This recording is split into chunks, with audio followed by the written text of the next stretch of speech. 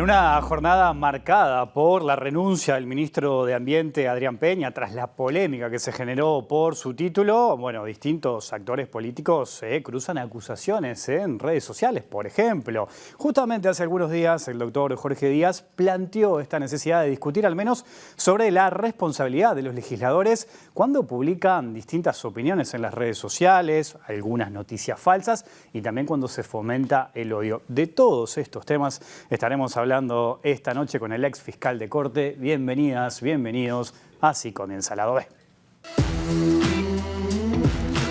El abogado y ex fiscal de Corte Jorge Díaz puso en el centro del debate político la inmunidad que tienen los legisladores al emitir sus comentarios en redes sociales. En tal sentido, reclamó debatir y modificar el artículo 112 de la Constitución, que establece que los senadores y los representantes jamás serán responsables por los votos y opiniones que emitan durante el desempeño de sus funciones.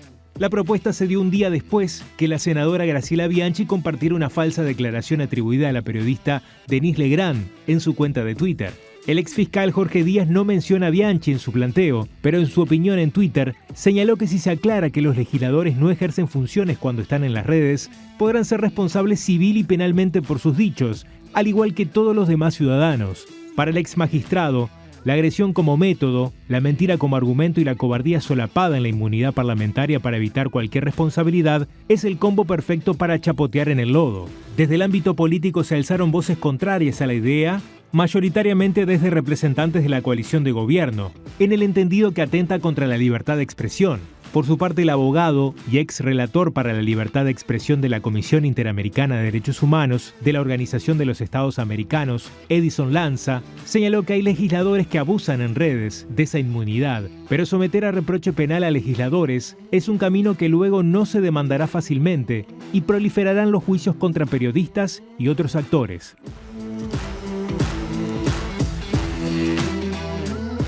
De varios temas estaremos hablando esta noche aquí en vivo en Lado B, en la pantalla de TV Ciudad con el doctor Jorge Díaz. Bienvenido a Lado B. ¿Cómo anda? ¿Todo bien? Muy bien, muchas gracias por la invitación. Bueno, una noticia que nos enterábamos, conocíamos hace algunos minutos. Esta renuncia del ministro de Ambiente, Adrián Peña, por la polémica que se dio con su título. Usted se expresó en la red social Twitter sobre este tema, habló de la vara alta, ¿no? Y también jugó con eso de dígame licenciado y dijo qué problema que tenemos los políticos uruguayos con los títulos. ¿Qué reflexión le genera esta salida de Peña? Bueno, mire, a mí lo voy a decir con total claridad porque es un tema que personalmente me molesta mucho y es cuando individuos que no tienen títulos universitarios se abrogan o dicen tener títulos universitarios. Me molesta mucho más cuando esos individuos son políticos. No importa el partido político que sea, no interesa. Acá interesa es que cuando un dirigente político dice tener un título universitario que no tiene, no está cometiendo un error. Un error es cuando yo llego apurado a mi casa y meto la llave equivocada en la cerradura. Eso es un error. Afirmar que se tiene un título universitario que no se tiene es una mentira. Porque además se hace con conciencia y voluntad, porque es de suponer que el individuo sabe que no tiene ese título. Por lo tanto, una mentira dicho por un político lleva a otro tema mucho más profundo, que es la calidad del debate político en democracia. Y si ese debate político en democracia puede sustentarse sobre el agravio, sobre el insulto, sobre la agresión, sobre la mentira. Entonces, yo personalmente entiendo de que debemos bregar los ciudadanos porque nuestros dirigentes políticos se aparten de ese camino y que podamos tener un debate con diferencia de ideas, como corresponde, pero donde la mentira, la agresión, el insulto y el agravio no estén permitidos. ¿Usted considera que tendría que haber renunciado antes el ministro Peña y no hoy, por ejemplo? Porque esto ya se viene desde hace unos días, ¿no? El tema de la renuncia o no es un tema de él y un tema del gobierno. Lo que yo entiendo que no es admisible en el sistema político es la mentira. Porque, a ver, renuncia a ser ministro, pero aparentemente va a ser senador. La pregunta que uno se hace es si la vara es diferente para ser ministro que para ser senador de la República. Parecería ser que estamos dentro de la misma actividad y donde la mentira debería ser penalizada o sancionada de la misma manera. No nos olvidemos que la primera vez que mintió lo hizo en campaña electoral para ser diputado de la República, según un video que circuló hace pocos días. Lo hizo en una comisión parlamentaria. Entonces, yo creo que realmente el presidente de la República decía en un video que circuló estos días que si se miente sobre el título, se puede mentir sobre cualquier cosa. Entonces yo creo que hay un problema de credibilidad, no solo de esta persona, sino de todo el sistema político, si se ampara o se amaña a este tipo de situaciones. Y esto corre para todos los partidos. Bueno, a eso iba, ¿no? Porque en realidad esto también es un llamado de atención a distintos dirigentes de todos los partidos políticos, ¿no? Sí, sin duda que sí. Yo creo que los ciudadanos debemos empezar a expresarnos y a decir con claridad que no toleramos o que no nos parecen adecuadas este tipo de opiniones. Fíjese que cuando salió la semana pasada en la nota en búsqueda, donde claramente se decía que había mentido, que había afirmado tener un título que no tenía, desde el mismo sector político, del mismo sistema político, aparecieron paños tibios. Lo que importa es que el título está, pero ahora resulta que no está. Un señor ministro del mismo sector político, el ministro Mato, dijo que mis declaraciones eran improcedentes. Resulta que lo que era improcedente la semana pasada, hoy es procedente. Entonces digo, a lo que voy es un llamado de atención a todo el sistema político. Yo no soy político, no me interesa hacer política, no soy candidato, no voy a ser candidato. Entonces lo puedo decir con total libertad como ciudadano. Creo que si queremos rescatar a la política como actividad, a los políticos que eligen esta actividad, bueno, de alguna forma debemos empezar por sancionar o por cuestionar o por no permitir el agravio, el insulto, la mentira. Ahora, ¿usted considera que este episodio alimenta como ese discurso que tienen algunos de, bueno, los políticos son todos iguales? No me cabe la más mínima duda. Va en ese sentido. Yo tengo hijas jóvenes y adolescentes y que realmente lo que genera en ellas este tipo de cosas es yo diría, ojo, genera en los jóvenes un alejamiento de la actividad, un desinterés en la actividad y muchas veces hasta un desprecio. Entonces, yo creo que eso está enlazado con el tema de los fueros, de la inmunidad y demás. Si el sistema político no asume que representa a la sociedad y que debe estar a los valores que esa sociedad tiene un problema. Recién hablaba de las repercusiones políticas dentro del Partido Colorado, del sector Ciudadanos. Usted es el abogado de Carolina H., la ex subsecretaria de Relaciones Exteriores que renunció hace un tiempo. ¿Cree que ese episodio condicionó en esto que está pasando con Peña? No lo sé, porque eso es un tema interno del Partido Colorado y no me corresponde a mí opinar sobre la interna de los partidos. ¿Qué relación tienen? La verdad que francamente lo desconozco, pero vuelvo al punto de lo relacionado con no podemos tolerar y mucho menos justificar, porque mire que la semana pasada hubo justificaciones de todos los partidos, Hubo gente de todos los partidos que decía, no era para tanto, no es tan grave. Y había quedado claro en la nota de búsqueda que había mentido. Y es más, había mentido concomitantemente al mismo tiempo que se reía y se burlaba de otra persona que había hecho lo mismo que él. Usted hace referencia al episodio Sendik, cuando en 2016 el ministro Peña publicó un tuit en el que, bueno, se reía de esa situación. Cuando él hacía lo mismo. Entonces eso es de un grado de cinismo importante, ¿no? ¿Le preocupa que este tipo de cosas puedan seguir pasando en el sector político? A mí me preocupa la calidad del debate democrático. Somos una de las 23 democracias consolidadas del mundo, nos jactamos de eso, nos gusta enorgullecernos de eso, nos pavoneamos con eso. Yo me siento orgulloso de la institucionalidad de mi país y por lo tanto mi preocupación apunta a que no se pierda esa calidad, a que no se pierda esa calidad del debate, a que no se pierda institucionalidad, porque bueno, tenemos una larga historia que fue construyendo esa institucionalidad democrática. Al Uruguay le costó muchísimo tiempo recuperar la democracia. Hubo gente muerta, torturada, presa, exiliada, gente perseguida para recuperar la democracia. Entonces, conservémosla, es una plantita que tenemos que regar todos los días. Retomo el tema de los fueros y la inmunidad, que hace algunos días también se generó, o usted intentó generar como un debate a propósito de este tema, si se quiere preocupado por lo que ocurrió el 8 de enero en Brasil, ¿no? Con el asalto a los 3 poderes del Estado, por parte de algunos seguidores de Jair Bolsonaro. partiendo también de un discurso de odio, de fake news, de un intercambio que a veces se da en las redes sociales que no es democrático y no es de calidad. Y usted planteó el hecho de discutir y conversar sobre la modificación del artículo 112 a propósito de la responsabilidad que tienen los legisladores al momento de expresarse en las redes. ¿Hacia dónde apunta eso? ¿Cuál es la intención más allá del debate que intentó instalar? Yo creo que el legislador, por su condición de tal, tiene dos protecciones. Una son los fueros, que tienen relación con la parte penal, porque los fueros lo que le aseguran es que el legislador no pueda ser detenido sino infraganti delito, y aún detenido en flagrancia hay que informar a la Cámara y estar a lo que la Cámara resuelva.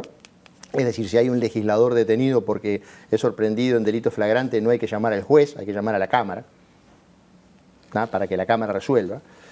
Esa es una protección. La otra protección que dan los fueros eso es lo que no pueden ser acusados criminalmente, si la Cámara no levanta antes los fueros.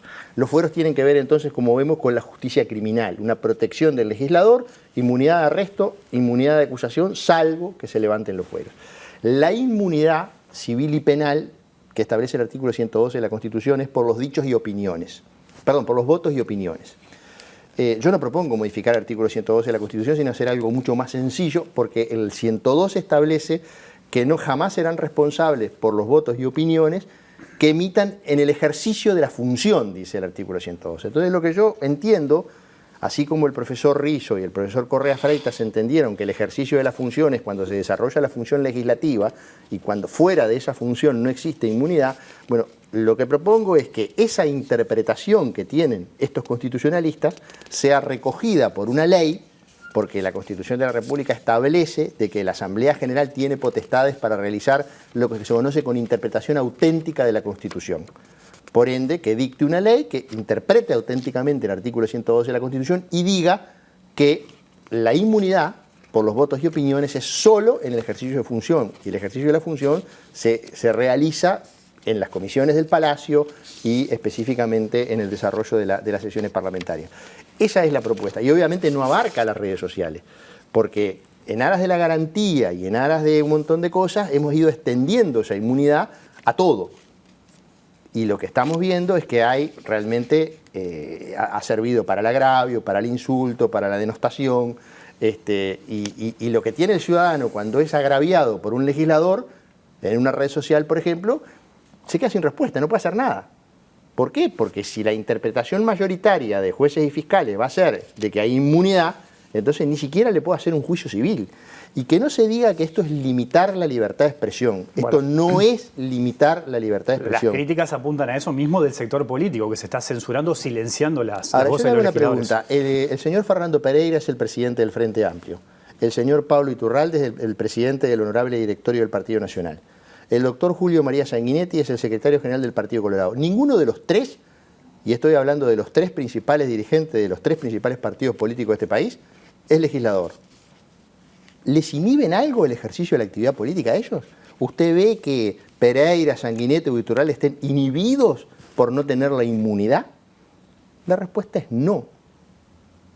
Entonces, pueden expresarse libremente, hacen política, salado que hacen política, y sin embargo no tienen inmunidad. Entonces, creo que la inmunidad está protegiendo hoy cosas que no debe y está dejando sin protección al ciudadano frente al legislador.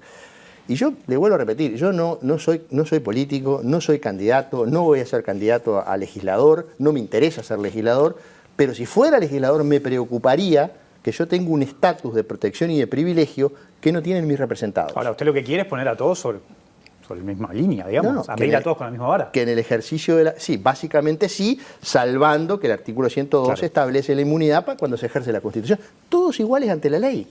Y no implica atentar contra la libertad de expresión, de la cual yo soy un defensor acérrimo. Implica que cuando uno lo ejerce, después se haga cargo de lo que dice. Porque si yo digo cualquier cosa y después no me hago cargo de lo que digo, hay un problema. Ahora, una duda que cabe es preguntarse si el legislador, cuando tuitea, por ejemplo, está ejerciendo su función. Y a mí me parece que no. A mí me parece que no. Estoy convencido de que no. Más si tuitea cosas que nada tienen que ver con su función. A ver, ahora hay un leading case. O sea, ahora, por lo que tengo entendido, hay una periodista que denunció penalmente a una legisladora. Ahí vamos a ver qué va a pasar. No sé ni lo que dice la denuncia, la aclaro. No tengo ni idea. Pero el fiscal que recibe esa denuncia tiene dos opciones. Lo primero que tiene que analizar es si esa conducta es delictiva o no. Si entiende que no es delito, archivará y en todo caso el denunciante puede pedir la revisión. Si entiende que esa conducta se ajusta a una figura delictiva, el segundo paso que tiene que dar es si esa conducta está amparada o no en la inmunidad. Si el fiscal dice está amparada en la inmunidad, habrá que, en todo caso, el denunciante puede pedir la revisión, pero entonces hay que, ahora, recién el tercer paso, es decir, si es delito, si no está alcanzado por la inmunidad, como tercer paso tiene que pedir el levantamiento de los fueros. O sea, usted ve que es una carrera de obstáculos que se le pone al ciudadano cuando, no conozco los detalles de este caso, pero de repente cuando hay una agresión o cuando se te imputa un hecho falso, y bueno, ¿y por qué? ¿Cuál es la razón? ¿Por qué esa doble categoría o el doble estándar del ciudadano? Y que no se diga que es para proteger la política, porque le vuelvo a repetir, los presidentes y secretarios generales de los tres principales partidos de este país no tienen inmunidad. Y hasta donde yo sé, y por lo que veo, ninguno de los tres se siente restringido para nada. Y hasta donde yo sé, y por lo que veo, ninguno de los tres es... porque el otro argumento es, no, van a llover demanda. ¿Usted conoce alguna demanda o alguna denuncia contra el expresidente Sanguinetti, o contra Fernando Pereira, o contra Pablo Iturralde? No las hay. Tampoco ellos, hasta por lo que yo sé y por lo que leo, están todos los días, no largan noticias falsas. Hay un debate que tendrá mayor o menor fiereza, pero dentro de ciertas reglas y ciertos códigos. Y bueno, un poco apunta a eso, a mantenernos dentro de ciertas reglas y de ciertos códigos.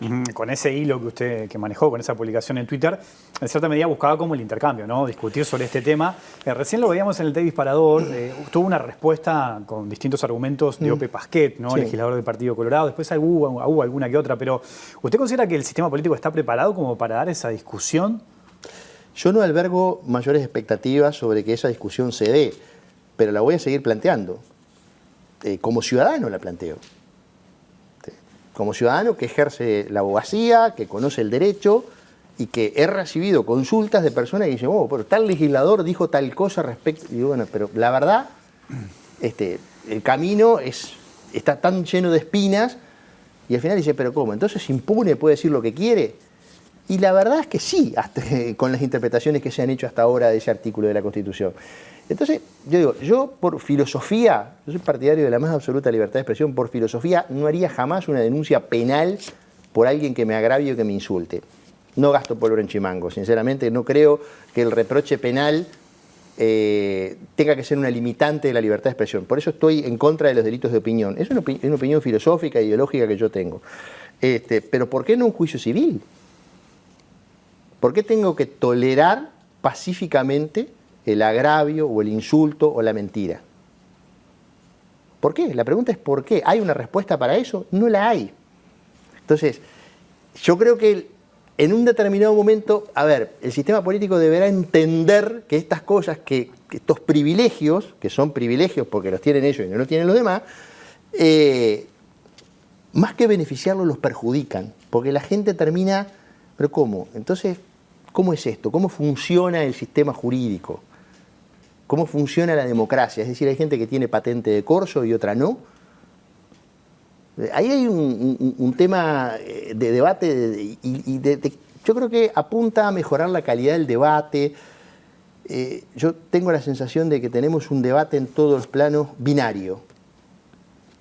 Facho, foca. Foca, facho. Debate binario, parece el lenguaje ceros y unos, ¿no?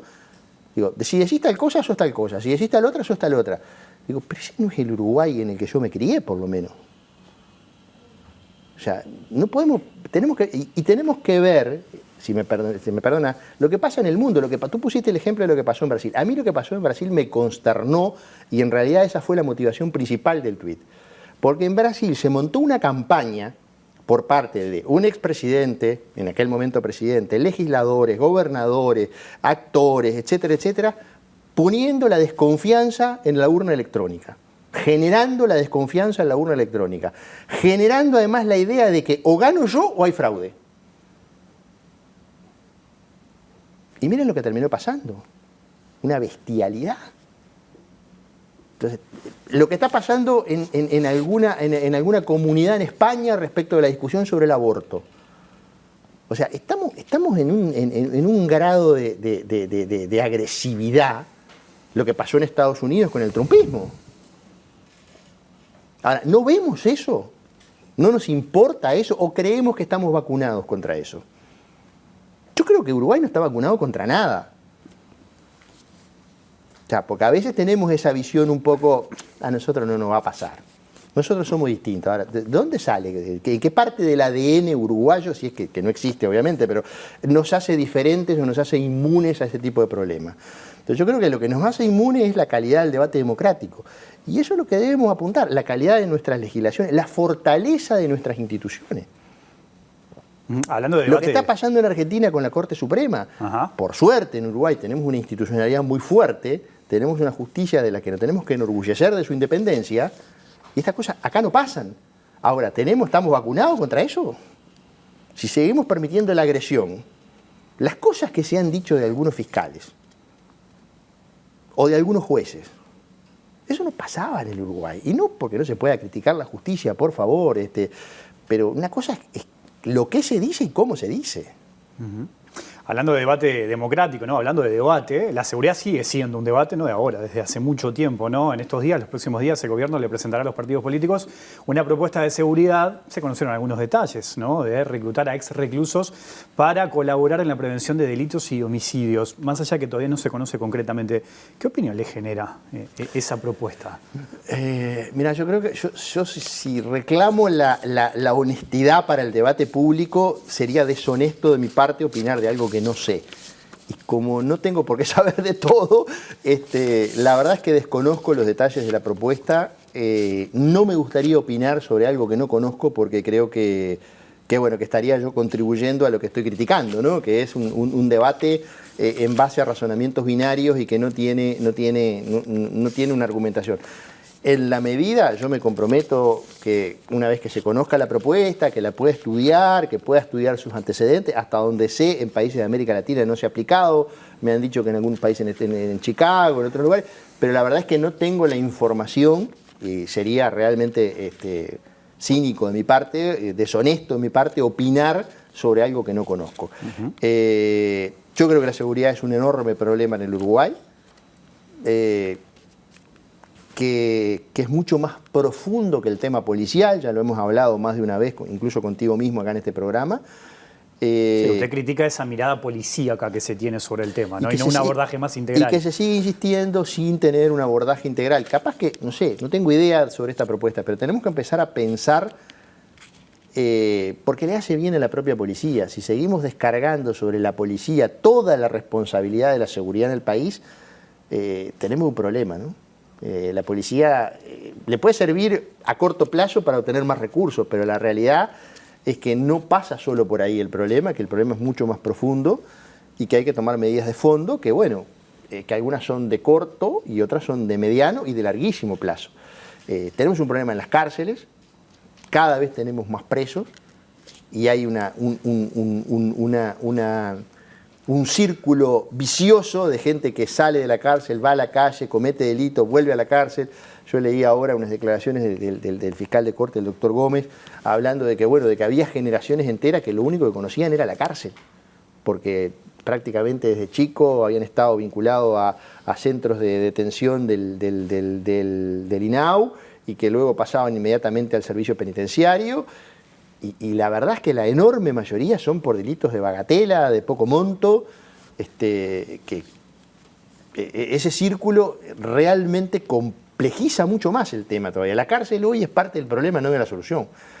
Entonces, solo ese es un tema. Y hay millones de temas, cuestiones estructurales, todo lo que tiene que ver con Internet, yo lo dije el otro día acá. O sea, seguimos sin ratificar la Convención de Budapest, que lleva más de 20 años, no tenemos delitos informáticos tipificados, cuando hoy a través de Internet se cometen millones de estafas por millones de dólares y seguimos mirando para el costado.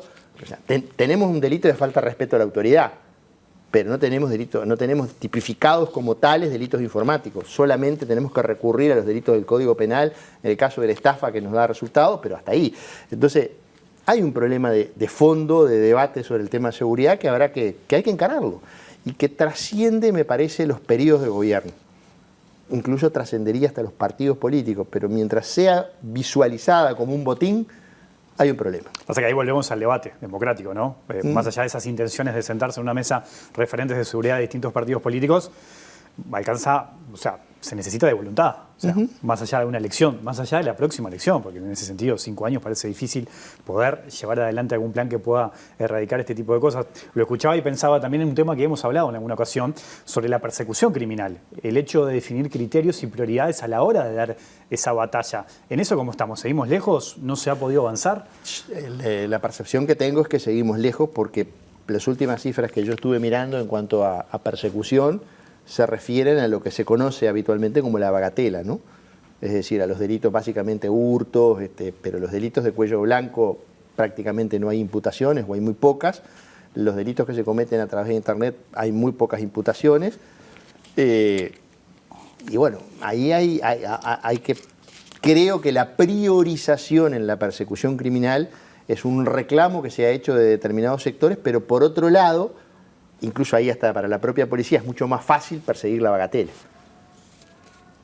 Porque con la bagatela tú lo que agarrás es aquel delito que genera menos dañosidad social, no quiere decir que no genere daño, porque una rapiña vaya si genera daño, pero en volumen, y por otro lado agarrás a lo más ineficiente del sistema, a lo más ineficiente del sistema delictivo, digamos, que es el que sorprendes en flagrancia.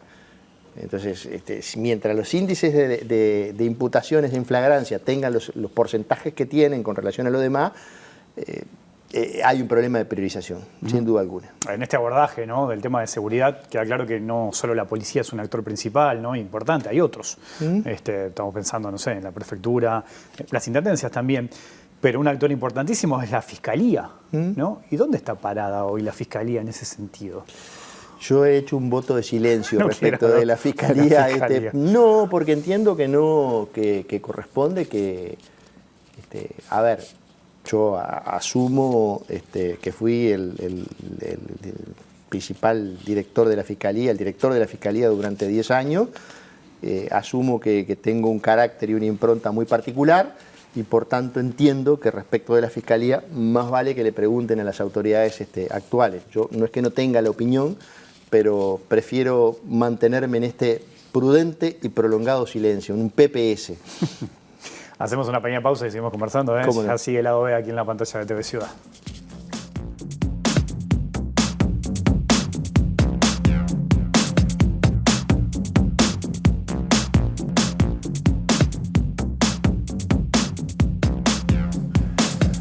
Seguimos en vivo aquí en Lado B, en la pantalla de TV Ciudad, conversando con el doctor Jorge Díaz. Y vuelvo al tema del día, ¿no? Esta renuncia del ministro de Ambiente, Adrián Peña, a partir de la polémica que se generó con su título. Yo mencionaba hoy en el primer bloque que usted es el abogado de la ex subsecretaria, ¿no?, de Relaciones Exteriores, Carolina H. ¿Qué tomó en cuenta a la hora de tomar el caso y de defenderla? Bueno, primero señalar que como abogado en ejercicio de la profesión, cosa que parece de perogrullo, pero soy libre de aceptar los casos que entiendan que pertinentes, porque alguna crítica hubo por ahí respecto de ese tema y me parece importante señalarlo. Soy un abogado que ejerce la profesión liberal, que estoy orgulloso de eso. La primera razón y la fundamental por la cual yo asumí la defensa de la doctora Carolina H. es porque es inocente. Pero no inocente en el sentido del principio de inocencia o el estado de inocencia por el cual somos todos inocentes hasta que se demuestre lo contrario, porque esa respuesta se serviría para todos los potenciales clientes, sino porque analicé con detenimiento toda su conducta durante el proceso por el cual hay una investigación en la Fiscalía. Y lo puedo decir con total tranquilidad de que ninguna de sus conductas es delictiva.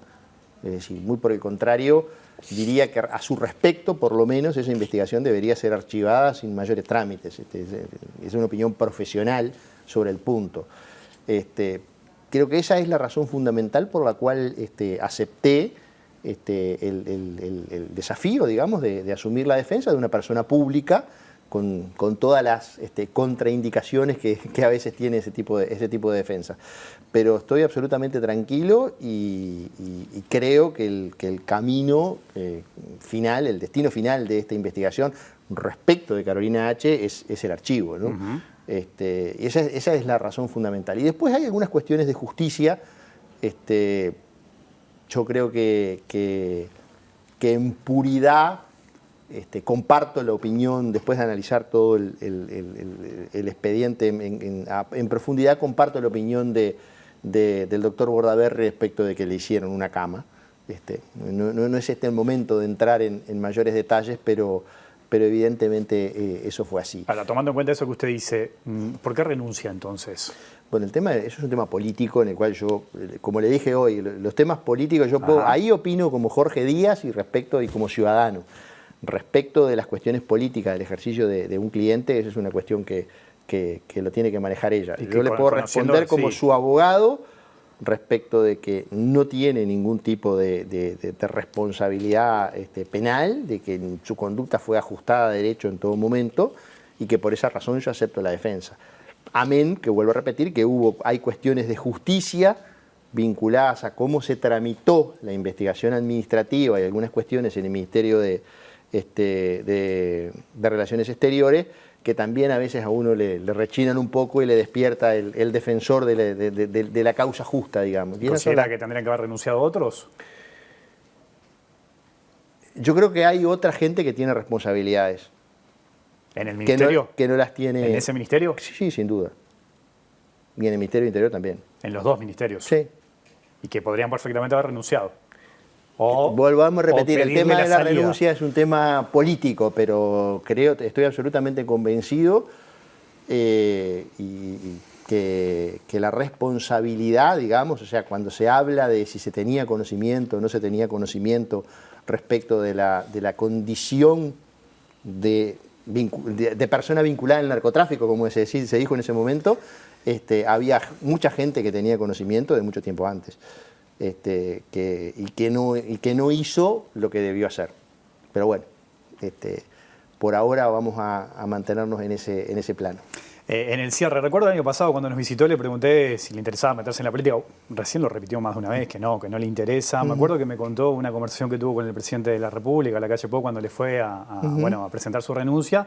Y el presidente le había preguntado eso mismo, ¿no? Usted le dijo que no le interesaba. Sigue pensando lo mismo, por lo que veo, por lo que ha dicho. Ahora, ¿es consciente que hay distintos dirigentes políticos que, por ejemplo, piensan en usted como ministro del Interior? ¿Está al tanto de eso? No estoy al tanto porque nadie me planteó nada y espero que no me lo plantee. No, digo, yo primero porque a veces alguna gente incluso me ha criticado y dice, bueno, pero como que yo manejo hasta un desprecio. No, yo tengo un profundo aprecio por la actividad política. Yo creo que, como dice Daniel Innerati, un cientista político vasco, él dice que a la mala política, la opción a la mala política no es la ausencia de política, sino la buena política. La opción a los malos políticos no son los outsiders, sino los buenos políticos.